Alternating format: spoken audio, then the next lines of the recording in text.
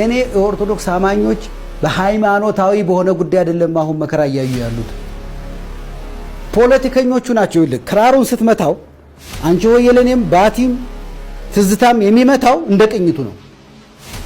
ባቲ ቃኝተው ትዝታ አትመታው፣ ትዝታ ቃኝተው አንቺ ወየለኔ አትመታው፣ ወይ አምባሰል አይመጣልህ። ቅኝቱ ማን ነው የቃኘው ነው ትልቁ ወሳኙ። ማን ነው ክራሩን የቃኘው? ክራሩን ላንቺ ወየለኔ ከቃኘው የቃኘው ላታቆት ይችላል። አንተ አንስተህ ትዝታ ትዝታ ብትለው አንተ ትዝታ ትዝታ ትላለህ እንጂ ክራሩ አይደለም። ቃኘው ሌላ ነው፣ የቃኘው ሌላ ነው። እሱ አይደለም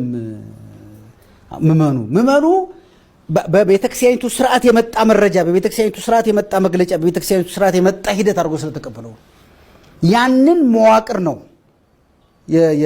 የተጠቀመው።